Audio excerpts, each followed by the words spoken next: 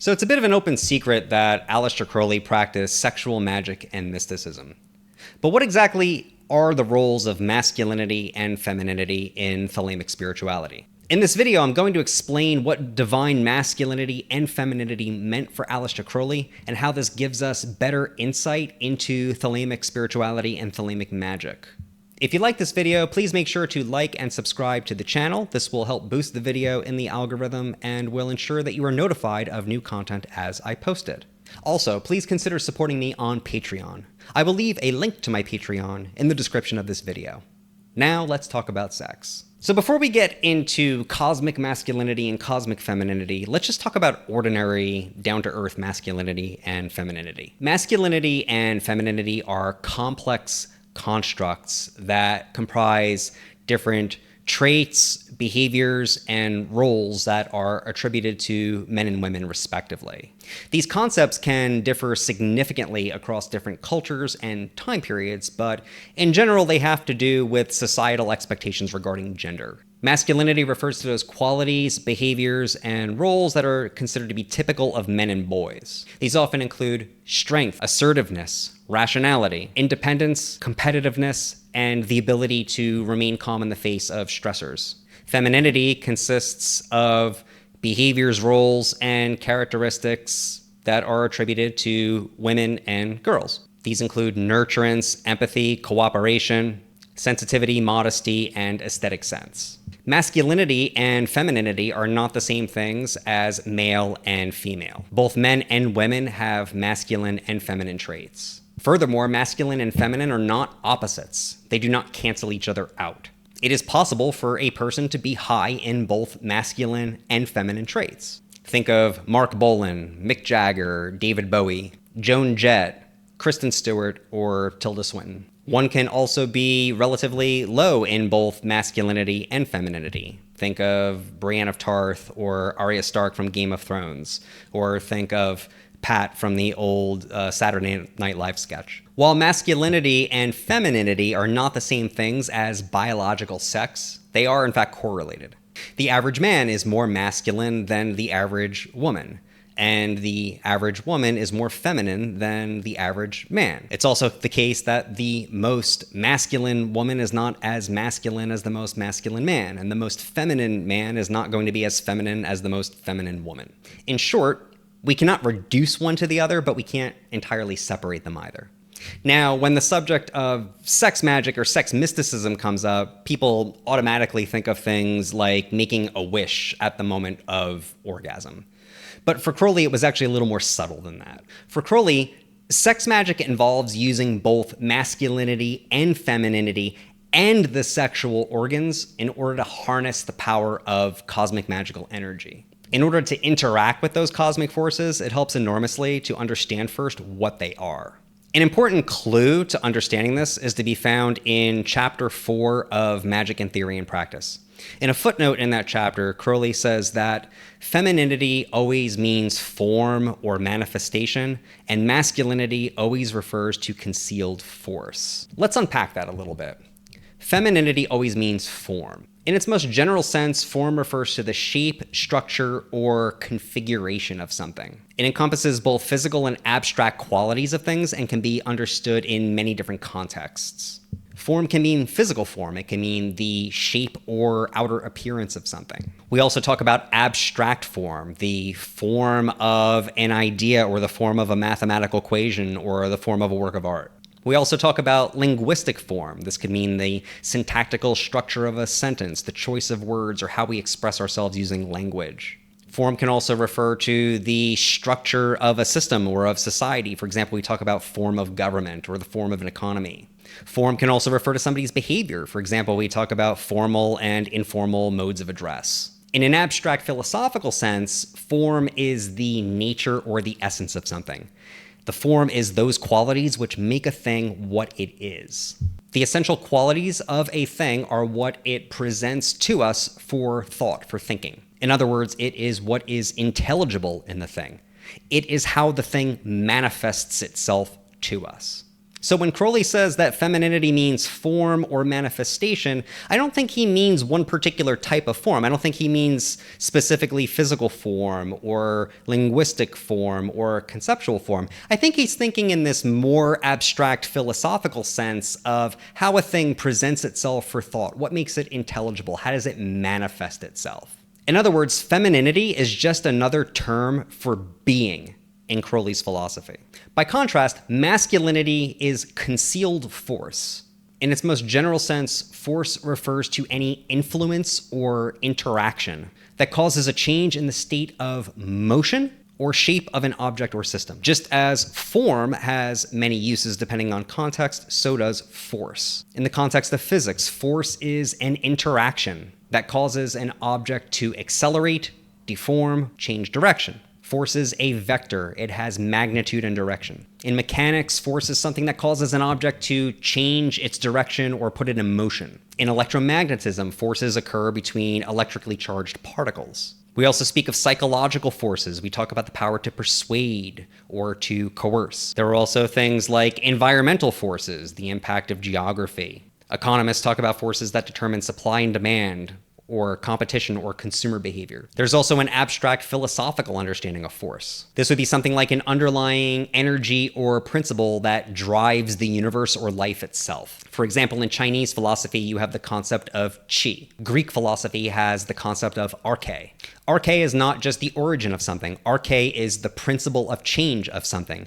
It is that in the thing which determines the characteristic way it changes or develops over time. We saw before that form is the nature or essence of something, the qualities that make the thing what it is. But a living being is not what it is simply by virtue of the qualities it has, but also the way that it behaves as a living being. For example, being born, searching out nutrients, metabolizing those nutrients, engaging in a process of growth, reproduction, getting old, dying. Birds essentially have things like wings, feathers, a beak, feet. But it's the way those different qualities come together to express birdness that makes the bird what it is. It's what allows the bird to raise and feed its young and to fly. Those are all essential qualities of what it is to be a bird. Living things have a certain form that characterizes them, but they also have a process of change that is equally essential to them. We see the outer form of a living thing, and we see how that form changes over time. We see the bird in flight, for instance, but the underlying force, the principle, the arche that is responsible for that characteristic change over time, that's concealed from us. We only see the outward effects of it. In the case of our own lives, we can certainly feel the effects of this force, but where that force comes from within us, we don't really know. This is what Crowley calls the masculine in a cosmological sense. It is that secret of secrets that is hidden in the being of all that lives. By the way, if you're enjoying what you're hearing now, there's a really good chance you would enjoy reading my free PDF, Unlock the Mysteries of Thelema. In this PDF, I answered the most frequently asked questions about Thelema. And I also introduced the essay with a short introduction where I talk about my general approach to Thelema and how I came to it. I think this guide is really great for beginners, but it's also great for filling in gaps in your knowledge. And best of all, it's completely free. If you're interested in this PDF, there is a link down in the description of this video to download it. Now, moving back to the cosmic masculine and feminine. I mentioned earlier that masculine and feminine should not be considered as opposites. This is important because the masculine and the feminine, or as Crowley calls them, form and force, come together in various ways across all things in the universe. In all of these cases, change of outer form is driven by a concealed force. Or to put it another way, there is a hidden force which is using outer change as a means to express itself. This implies that in order to understand cosmic force and to apply it with wisdom also means rising above external change and using these outward changes as a means to express oneself, to make change subject to one's true self and to not be subject to change. This is what magic means for Crowley. It is the science and art of causing change to occur in conformity with will. Will is masculine force concealed and coiled up behind form. It is a cosmic principle. The expression of it in and through our being, in and through our minds and bodies, That's what each of our true wills is. To align ourselves with this will, to make it the center and the theme of our lives, means becoming magicians. A person who has identified themselves with that principle is no longer subject to death because they are the principle that is bringing about the change. They are not subject to that change. The question naturally arises, how? There are many ways to do this, but they are all structurally the same. If you know anything at all about how Aleister Crowley understood magic, you know that he thought all successful rituals model in the microcosm, they create an image or a representation of macrocosmic principle, the principles of the universe. For example, you might notice that almost all of Aleister Crowley's rituals are symmetrical. What you do in the East, you then follow by doing in the West. What you do in the North, you do in the South. How you end the ritual is usually how you began the ritual. The reason that he does this isn't because he's OCD, it's because the ritual is creating an image using the body and the room that you're in of the cosmos itself, which is perfectly balanced. It always adds up to 0. But that also implies that we can use the polarities of masculine and feminine in our own souls as a way to model or image the cosmic functioning of the cosmic masculine and feminine. And since in the most general sense, the interaction of masculine and feminine cosmic principles is productive of life, that also implies that we can use masculinity and femininity down here on Earth to also produce life. And that is precisely what we do every time we reproduce. However, there is a deeper meaning to this idea. Now, did you pay careful attention to what I said a moment ago? I said that every successful ritual creates an image or a manifestation in the microcosm of macrocosmic law. This implies that the ritual itself is feminine. The whole thing is feminine through and through. Why? Because it's appearance, because it's manifestation, because it is form. What is it feminine in relationship to? It's feminine in relationship to cosmological principle in general, which is masculine. It is concealed. We don't see it.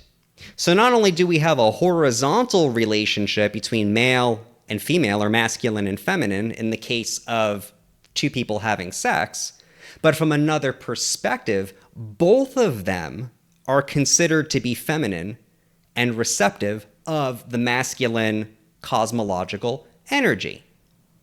Now, one of the functions of the feminine is to take something and to amplify it, to repeat the form and to blow it up into bigger and bigger ways. For example, when reproducing, a man gives a very small part of his energy, his sperm cell, to the woman, and 9 months later, she hands him back a whole damn kid. She took that small thing and just blew it up. Similarly, when both men and women are working together in the case of doing a sexual magic working, they can take a very small amount of cosmological masculine force and they can amplify it. They can blow it up into a much, much bigger result. And unlike in the case of biological procreation, if they're really skilled, they can do this consciously. This is the difference between what Aleister Crowley calls the lesser mysteries versus the greater mysteries. The mysteries of the sword and the disc versus the mysteries of the lance and the grail. Well, that was a lot. I'm sure you guys have a lot of questions, so make sure you leave them down below in the comments. Don't forget to like and subscribe, and if you enjoyed this video, there's a really good chance you're going to enjoy this other video as well, so go check it out. Until next time, love is the law, love under will.